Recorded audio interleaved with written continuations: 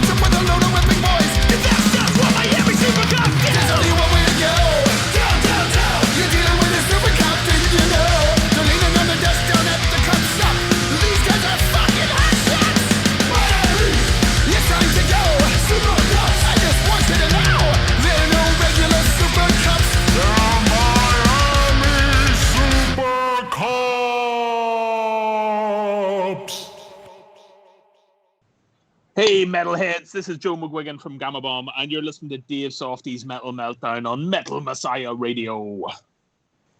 Alrighty, Metal Maniacs, here we go. Please help me welcome back to Metal Messiah Radio, hailing from Dublin, Ireland, from Ireland's premier speed thrash metal band, the Mighty GAMA Bomb, as they have a brand new offering and a new label. Joining us, we have killer vocalist Philly Byrne, and also we have bassist Joe McGuigan. Guys, it's been so long. Great to have you here. What's up, Dave? Good to hear from you, Dave. I'm doing well. And I want to welcome back to the Metal Meltdown. I'll never forget the time we got to do the face-to-face interview in my own neck of the woods back like a decade ago. It seems like, wow, just yesterday, but time does fly. Yeah, we were just reminiscing before the interview about playing in Patchogue and crazy kind of, I don't know what you would call them, dancing girls they had on the table, and there was some kind of violence in the venue, and yeah, heady times, man. 10 years ago this year, that was. Wow. So, yeah, great to get talking I got again. with Joe at least once or twice, I can't recall, but you are loved by Metal Messiah Radio because I know you got with various DJs here. So I really appreciate this opportunity as you are, with a brand new album called Sea Savage. We'll get to that in a moment. But what I need to know from you is, like, how have you been out there as far as dealing with this COVID pandemic? And did this slow down the process of you getting your new music out there? Yeah, it's a good question. Well, I mean, I'll let Joe speak of it because Joe had the worst experience out Oh, of everybody. Yeah, well, funny enough, actually, me and Philly went to go and see Exodus and Testament and Death Angel right before this whole kind of thing kicked off. And being the kind of potheads that we were smoking doobies with the guys in Exodus, and then lo and behold, they got oh, sick, and then I got sick. And but like I was okay. I kind of got through it. But for Gamma Bomb, I guess like the big thing was that our drummer Paul, who'd been in the band for 15 years, left right before right before then in January this year. So we were kind of like sitting looking at in lockdown, no drummer, no record label, no nothing. And it's we've kind of been there before with getting off earache and our old guitar player leaving, and I guess there's some sort of little survival instinct kicks in and says, right, okay, we gotta start working hard here. So that kind of led to us doing a charity single, right, Phil? Yeah, that's right. So yeah, it was sort of I don't know, we had to something halfway between flexing your muscles and circling the wagons. Once lockdown happened, we were kind of saying to each other, okay, we need to exist and we need to see if we can work and keep ourselves sane. So the charity single was, a song that we had lying around, and we said, well, can we switch this song around and give it a shave and a haircut and a new pair of shoes and then make something of it? And I think, we were experimenting with how we could record at home and all this kind of thing. And it came together really well. We did it for a homelessness charity here in Dublin called the Simon Community. And we put it out there, and we actually got some really good, we got some really press and stuff for a band who were, a little thrash metal band. We got some really good coverage with like Revolver, Decibel, people like that. And, we raised some money for them, which was really good. We gave all the money that the song made to the Simon Community. And, as I keep saying, it wasn't a lot of money, but it was more money than you would get doing right. nothing, So it went down, really well. They wrote us a nice letter and all that kind of thing. So yeah, it was really cool to do. Nice to prove that we could do this at home. And I think, we'd already been writing the record at that point without a clear kind of time frame. And I think as soon as we had done that, it was like, right, all systems go now. I think we can get this album made.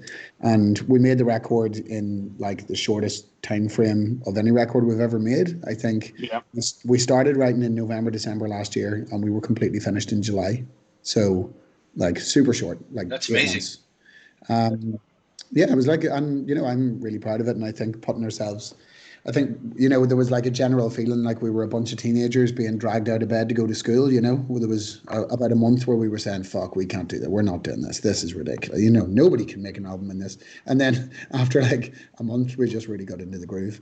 But yeah, I think I was talking to someone about this earlier today. And I think in a weird way, like while COVID has been super bad for the music industry and super bad for people's lives personally, it's actually been amazing for people making music. If you look at some of the records that have come out during COVID, I was talking earlier about the new Springsteen record. There's music by Evil Dead that's come out. There's like even Bob Dylan. Like there's a crazy amount of fucking records coming out that have been put together during this. It's given people pause to kind of polish off and come up with the ideas that they had in their heads, and I'm really proud to say that we're part of that. That's a really good point. Then Sea Savage, your brand new offering that's set to be out there December 4th. Unbelievable. That's this right. Is your 7th offering, and it's being released through Prosthetic Records based in Los Angeles, California. Yeah. What led you to sign with Prosthetic? Yeah, kind of a funny story, really. I was on Twitter, complaining about certain music industry figures as Gamma Bomb, just kind of saying, this person ever dealt with this person, Jesus, And this guy responded and was like, oh yeah, I know that guy. And when I looked at the Twitter account of who this tweeter was, I realized the guy owns Prosthetic. And I was like, whoa, holy crap, they've done some really great stuff and their reputation is very good. And I replied to him and I said, hey, if you really want to stick it to this guy, you should sign us. And he actually DM'd me immediately and was just like, yeah, are you guys signed or what's the deal? So I think EJ and I sparked up a really, like, we're actually buddies now, with like a good friendship. And I think it kind of sparked from that, just, talking, having fun and relating on stuff. EJ flew out to London to see John and I, who were living there at the time. And, we went for dinner, we went out for a couple of cocktails, and we just sort of talked about what it is we want to do. And we're really lucky, EJ, it turns out, is this kind of thrash metal fairy godmother. He's been in the wings all this time, listening to the band and enjoying our music, and just waiting for that chance to do something with us. And we never knew him, So I think the planets really aligned in that way. And that was definitely one of the things that was great about this record, was that EJ had been a fan of the band for a whole bunch of time, and helped us get it together and was really enthusiastic. And it was the same deal with Zach, the guy who mixed the record, and James, the drummer from Vader, who played drums. Because that was the big stumbling block as well. Going in to make a record, we didn't have a drummer, and like, literally out of the woodwork came a bunch of people who were like, "Oh, I'm a huge fan of the band. Can I help?" And to be honest, we really, really needed that, because, as I said, FM, our past label, were a great label and really friendly guys and stuff, but I think we kind of felt like we were stagnating a bit, and there wasn't really a lot of positive vibes or good advice or anything coming from them. Yeah, and I think, as Joe said, I think these guys being friends of the band to start with was really important, because we were almost at the point of being like a Spinal Tap type situation. Drummer had exploded. Yeah. What do you do next? But yeah, it was amazing. Like, it's a really good testament. It's kind of like when you have a surprise birthday party and you realize people love you. When our drummer left and we didn't know what to do, people turned up who were like, "What can I do?" It was like the end of It's a Wonderful Life, except it was speed metal. Right. What was his name again? The drummer's name that recorded the album with you? The guy who stepped in for the album was called James Stewart. Yeah, he's a British guy, lives up in Poland. And again, he's a dude we've known for 10 years, I suppose. James Stewart from Vader? The guy from Vader? That's him from Vader. Oh, okay. Yeah, wow. Okay. Wow.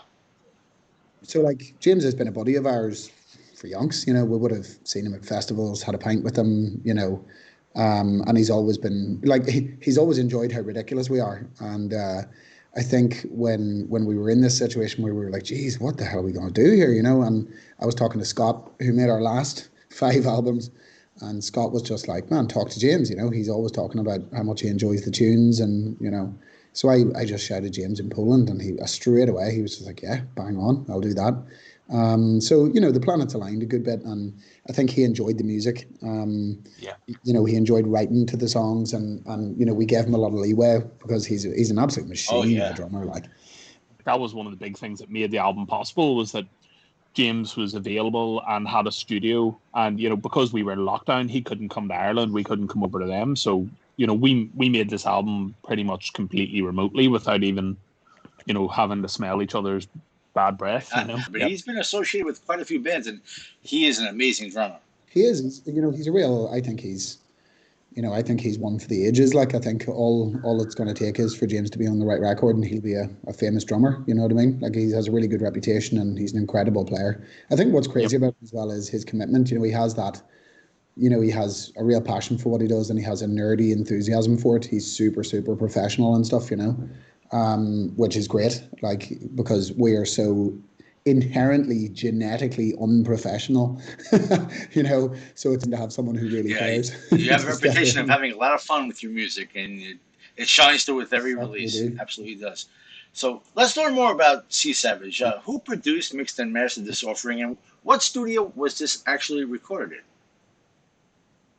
in? Joe?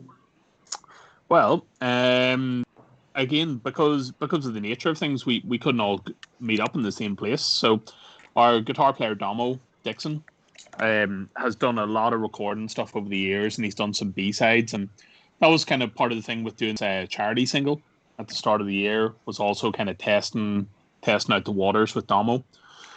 And it sounded great. So, with James over in Poland, he recorded the drums there, and Domo and Philly recorded the vocals kind of, it's not a million miles away from a kind of Skype scenario, where they were kind of doing it, my bass tracks here in Uri, and we all did it kind of completely remotely. So I guess there was no studio really, was there, Phil? No, there kind of wasn't. Apart from James's drums being recorded in Warsaw, none of it was actually produced in a studio. The rest of it was kind of done in our homes. I built my own vocal booth, which was kind of a blanket fort, in my garage. And how's that for a metaphor for retarded development? But I just spent all summer hanging out in a blanket fort, basically. But yeah, so we produced it at home, and you know what? I actually found it. I know there were things about it that were super hard, but I actually found it easy as hell. I got two small kids, and it meant that I was able to, take care of them, put them to bed, and then start recording. And it meant it wasn't a big deal to take time away and kind of do stuff. And you can see why a lot of artists tend to have home studios. It gives you incredible flexibility. You can live your life and you can record. So I found it really hard work, and there were a couple of days that were super tough because I was singing my ass off and stuff. But generally speaking, I spent every day hanging out with Domo on a video call, recording songs and talking rubbish and laughing. And I think I'm going to have very fond memories of making the record for that reason. It was much less of a stress ball for me. It was a bit more of a right, okay, we're working on this thing, and every day there's a bit of progress. So it was pretty cool. It's not as good as being able to hang out more. If I'd have been able to do that and have Joe there for half the time, that would have been more fun. But that's it really. Like you have to play it where it lays. What were you going to say, man? Well, I think like one of the caveats of kind of Prosthetic when they signed us was that they didn't want us to work with Scott, who'd made the last six GAMA BOMB records or 5 GAMA BOMB records, and we love the guy. He's a great producer and a really cool guy. But we were so in the comfort zone with him that it was kind of like all changed with this record. New drummer, new label, new everything. So he was really keen on a guy called Zach Orn, who's based in California. And he's done a whole bunch of great stuff like The Last Warbringer and a bunch of Machine Head and stuff. But again, like he was a big fan. So whenever we came to talk to him about mixing, like he knew exactly what we were talking about, classic thrash sounds, that kind of cool old school guitar sound and stuff. So again, it was brilliant. Like, someone totally different and totally new, but also, totally on the same page. Perhaps this is going to be the new norm for GAMA BOMB, doing it the way you did this offering, because it's such a great album. I'm telling you, maybe this is the way you should be doing things from now on. Yeah, I think we're the kind of band who, we were young when we started the band, but now that we've grown up a bit, I think being driving seat really suits us, and weirdly, we've now been, although we still feel like children, we've been around long enough for people to know and hear of us and have sympathy, so like, it's kind of amazing to have that gathering of people around you that you can work with who have heard of you and who respect what you're doing, But yeah, I think like if somebody said make a new album tomorrow, Domo would produce it, and I think there's a whole team around us now. Even how we make our music videos and stuff is different. We now have, there's the 4 members of the band, and there's also like another 10 people who come and help us with things now, and that's really amazing to have this kind of X-Men team that you can call on for stuff. That is very cool. And another thing that's really cool is the cover art, the CD artwork for Sea Savage. It reminds me something of a King Kong versus the Sea Monster type of movie. Yeah, so it looks like a lot of fun, a lot of things going on there. So could you tell us about what's that? Yeah, who designed this? Yeah, Joe. I think King Kong is a massive reference point. Joe, you're a huge fan of King Kong, aren't you? Like, and this was a thing for you. Like, talk a bit about that for us. Well, I suppose as well, kind of going back to the last record, we wrote a song about our mascot, and we kind of wanted to try and push that idea and, have a kind of mascot, kind of, cool Eddie type figure on the cover. So we knew we wanted to do something like that, and we knew that it was going to be a nautical kind of themed album. But the whole thing with the artwork was that, in the past, I don't know, I guess this must happen to other bands and you don't hear about it, but we've kind of made some dumb decisions about art, pick the wrong guy, hire the wrong dude, and then not be happy with the results. But, this time we did exactly the same thing again. we kind of had enough smarts to say, you know what, let's stop messing around here and just get someone we know is brilliant. So the guy Graham Humphreys, who I don't know if you know him, he's done a whole bunch of like 80s horror movie posters like Nightmare on Elm Street and The Evil Dead and a whole bunch of stuff.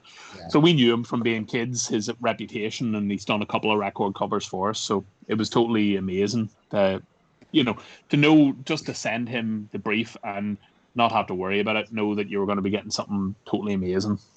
Yeah, and I think our idea with the record cover, as Joe said, was, we wanted to put Snowy, our mascot, front and center in everything we do. And what we talked about was, what if Frank Frazetta, the famous fantasy artist who did all the Conan paintings and creepy and eerie, what if Frank Frazetta did an Iron Maiden cover, And I think that's the vibe, like really cool lighting, really cool situation, a monster in a themed setting, So, obviously it's not the same thing, but I think a few times between ourselves we've talked about this as our Power Slave album, It's kind of a theme, but the theme is only like 2 songs deep, But it's a concept record, in its own way.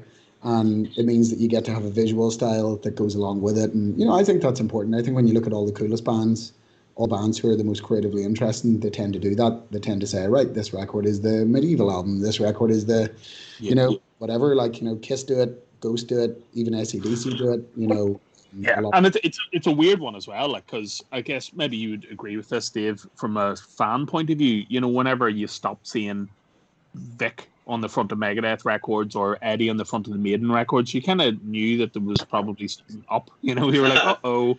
Yeah. We're leaving the trusted waters and going into, uncharted international seas here.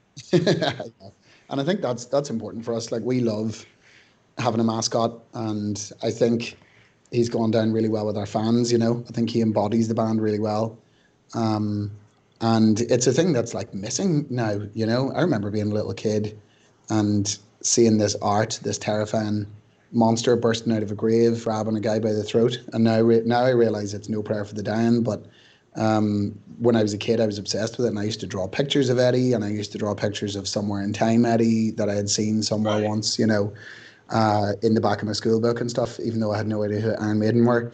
And I think the kind of, the imaginative real estate that gives that band is amazing. It means that it's not just a band, it means it's a story, it's a picture, and if you're a band that has its own Batman or Homer Simpson or Freddy Krueger, that's an amazing thing, and yeah, it's just something that we find entertaining to do, and Snowy is a hell of a lot of fun at gigs and in videos and stuff, Well, so why the hell not? I think it's safe to say that Gamma Bomb has a masterpiece here with Sea Savage, but due to COVID-19, have you been able to plan any tour in support of Sea Savage? Anything that you could talk about maybe in 2021? Anything lining up for you?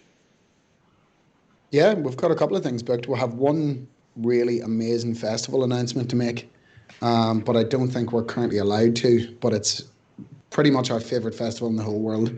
And we're going back there, which is really, really great, for the first time in a long time. So we've got that, and I think we also have a tour. We have another tour booked. Are we talking about that tour, Joe? Yeah, we still have. It's kind of hard. We had some tours actually lined up for April and May, and then with the whole restrictions and stuff, it all got moved to September. So we're hoping that we're going to be able to do some festivals during the summer, and then do some touring in Europe or in the UK and stuff in the second half of 2021. But yeah, we're hoping to get over to the US again, but I guess it's the same. You're probably better. You know better than Steve. Whenever that seems like it's going to be likely, do you think it's going to be next year, like the end of next year, or is it going to be 2022? I'm thinking that it might be sooner than that, because I hear in the latest news that they're very close to having a vaccine, 90% curing all this nonsense, and I would say they're saying what in the news, April is when it's probably going to be available for the people that are sick. And so I think that'll open up the window for more tours and more of everything, where we could go back to our norm. Well, just hopefully that's the case, because this is what they're talking about currently in the news right after the election. I'm hopeful for things to go back to normal, because I know it's really sad not to be able to support the shows and go to shows, and for the bands to perform. It's been a sucky situation. Yeah, absolutely. I'm optimistic that I'm optimistic that things are going to change and kind of loosen up, but I think it's going to take until towards the end of next year, you know. But the main thing is we're booking stuff. We're talking about what our live show could be like. You know, we're working on all the logistics so that when things do come back, we can come roaring back, you know. So I think, like, one way or another, towards the end of next year, we'll be gigging. And I think that's cool. That's not too far away from the record coming out, you know.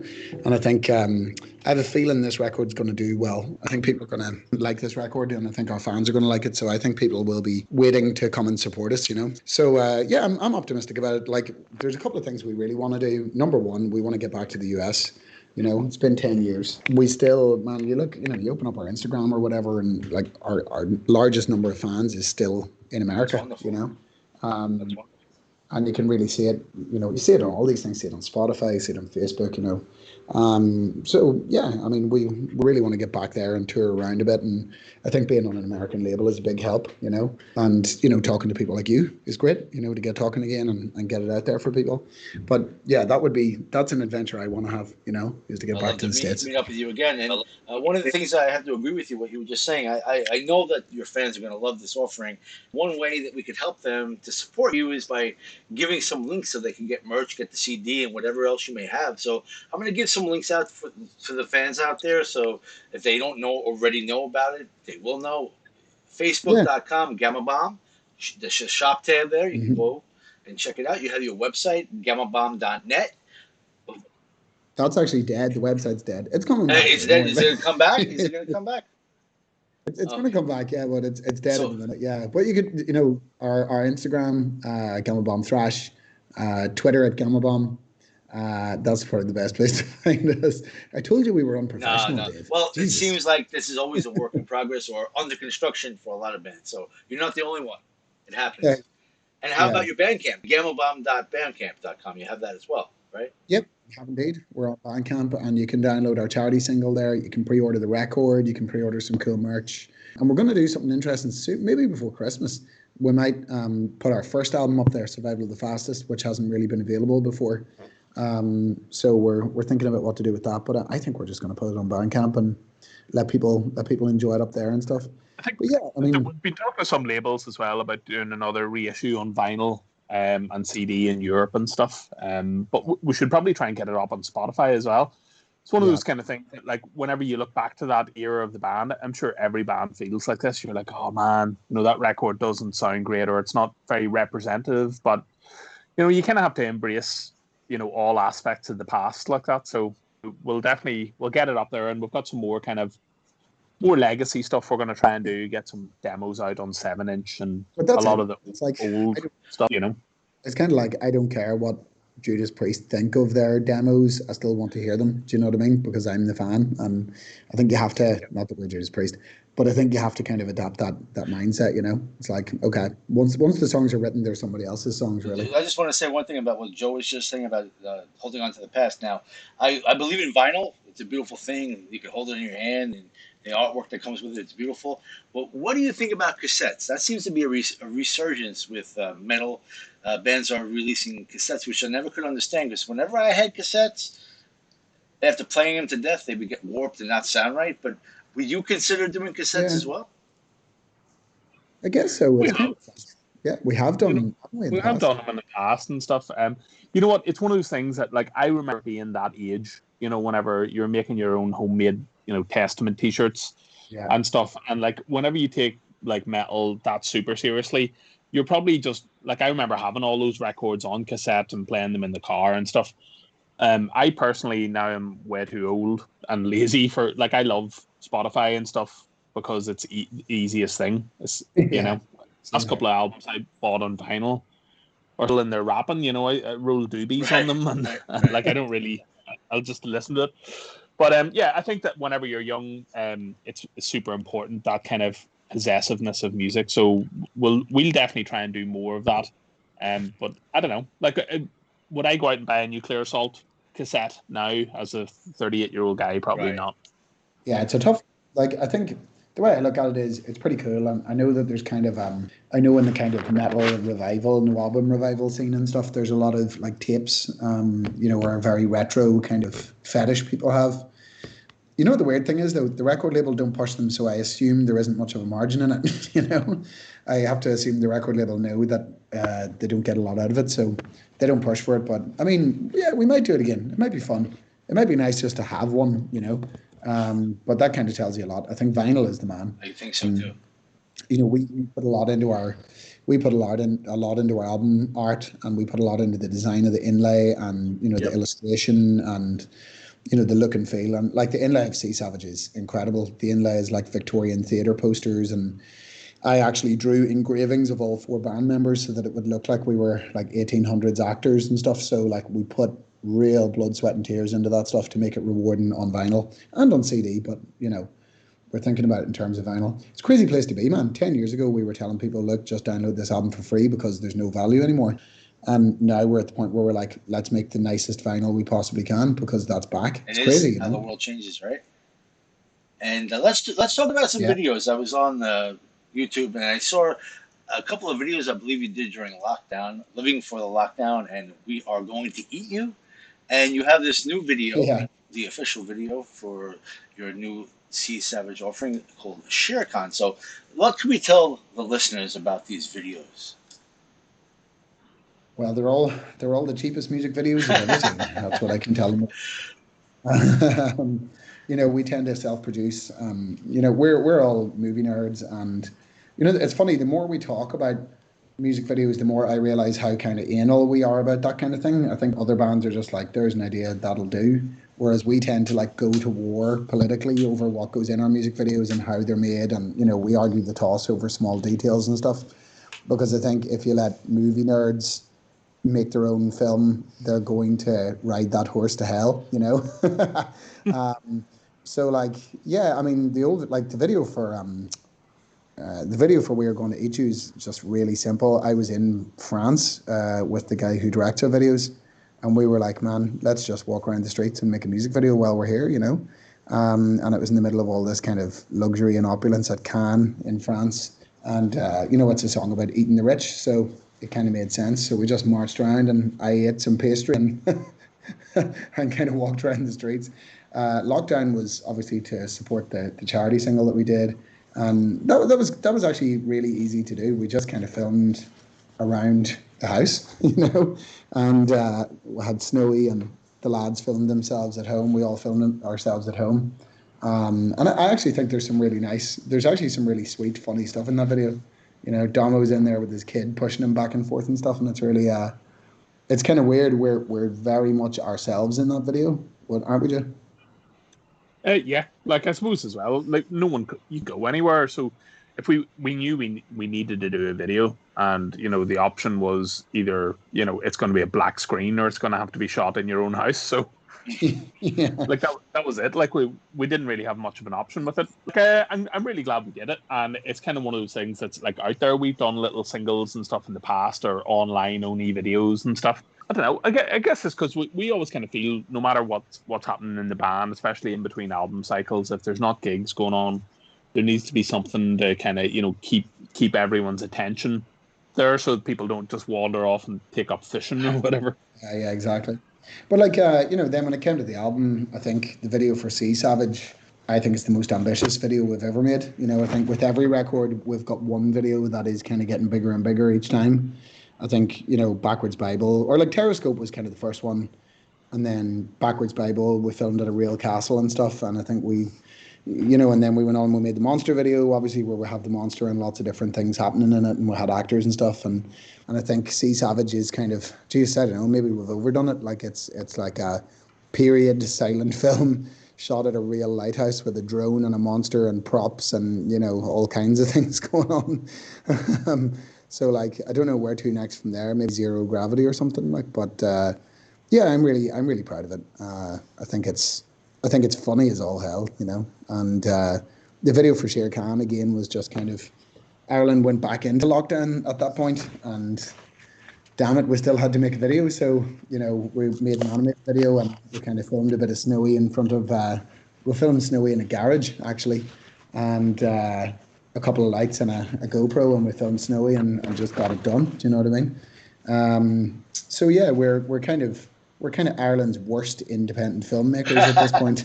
But do you plan on making any future music or lyric videos for Sea Savage? Any further videos? Yeah, absolutely. At the minute we're trying to sort out an animated video. So there'll be a new music video coming next week for the single Miami Super Cops. So by the time this interview goes out, that'll be out in the public. So Miami Super Cops, a lyric video will be there. But we're also working on an animated video for that song, which will come out at the top of next year.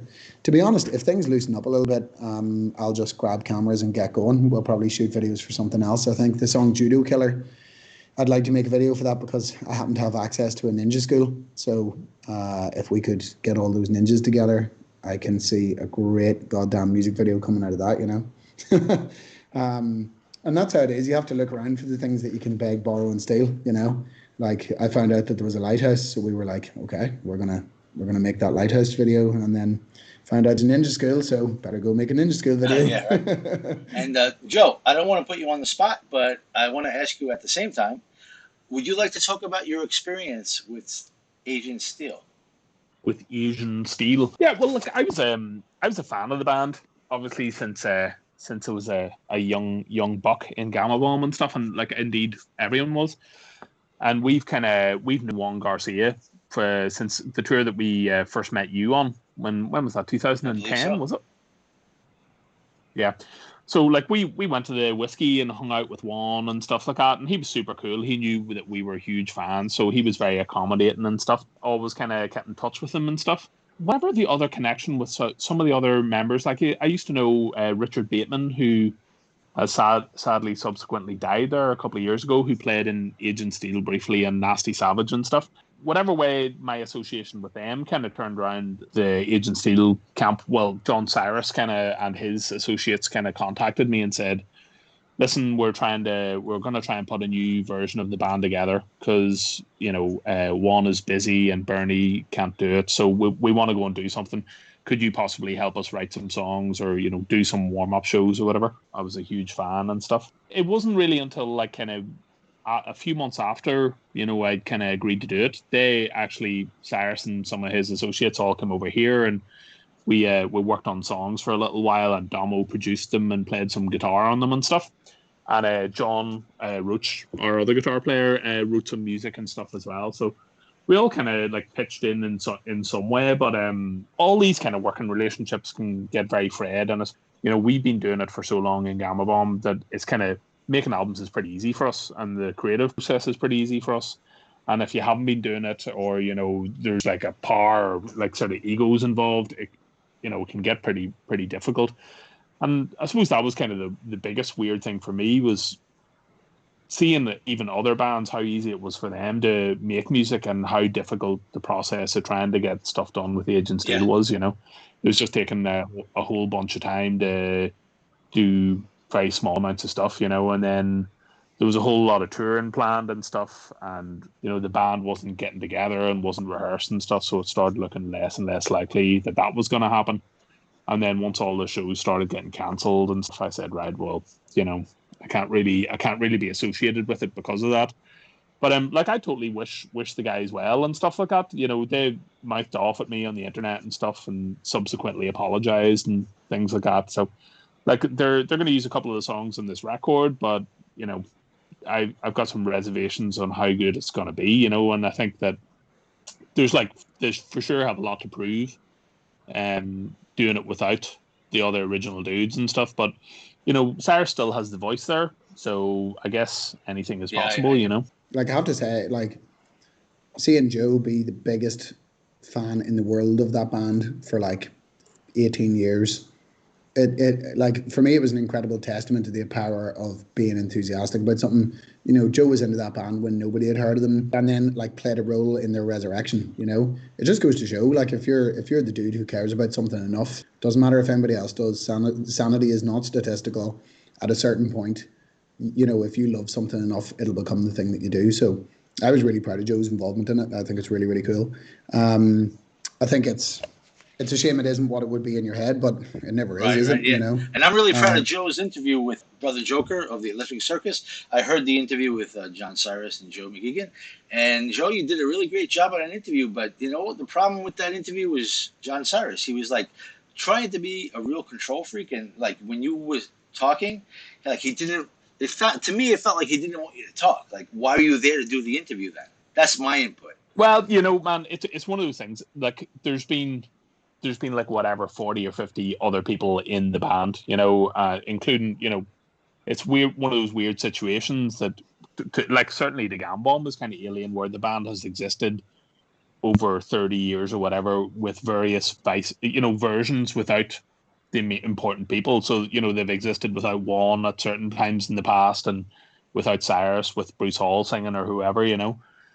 So like I kind of knew as a fan going in that everybody had left for, you know, some reason. It wasn't as if they all got booted out or whatever. People leave because, you know, it gets too stressful or they got other things going on. So I didn't really have any illusions going in that it was going to be some sort of long-term thing. And, you know, if it had been a situation of then it being a kind of going concern and working out well, and they'd asked me to leave GAMA BOMB, I would have said no instead anyway, you know, because you're much better off kind of doing your thing instead of helping somebody else do their thing, you know. Yeah. And when they're going to have new music, who knows? It just is what it is. But gentlemen, I just want to thank both of you for being here tonight on Metal Meltdown on Metal Messiah Radio. It was great catching up with you, and I look forward to the opportunity to see you live, where we could do maybe a follow-up interview. Thanks, I think that would be great. Yeah, man. Hopefully everything with this COVID gets washed away and we're back to our normal lives and doing what we do best. And I just want to know, is there anything that you'd like to say to your fans that are tuning in right now? Well, I think the only thing I want to say is if you're someone who's been with us this whole time, thanks. I don't think we ever imagined it was going to last this long. 18 years, 19 years next year. We're coming up on 20 years. Maybe by the time we're back in the States, it could be 20 years of GAMA BOMB. And you know, as normal dudes who are living normal lives and playing this music, it's really amazing to us that people are there. And also that, like, I hope our music's cheering people up at the minute. I think it is. I think it's cheering people up during a time that's pretty grim. And I suppose we'll all celebrate together when we get to the States, you know. When we get back out there, we'll see. And listen, we're notorious for having a smoke and a beer with people, so come and do that the next time you see us. Yeah, absolutely, man. We really, really can't wait to get back over to the States and just generally on tour and see everyone and get out and start partying again. You know, it's been long overdue. Absolutely, for me as well. I definitely want to see when you are back here. Got to make arrangements to see the show, do some follow-up interview, and make a really great show of it. And I just want to wish you and everyone in GAMA BOMB to stay healthy, and wish you the best with your new offering. And may you have many successful years to come and great tours. Like I said, let's hope this COVID-19 gets washed away, let's say by April or before the summertime, so that you can do what you do best and get out there and have fun. You're a gentleman. It's always a pleasure to get talking to you, Dave. Thank you so much.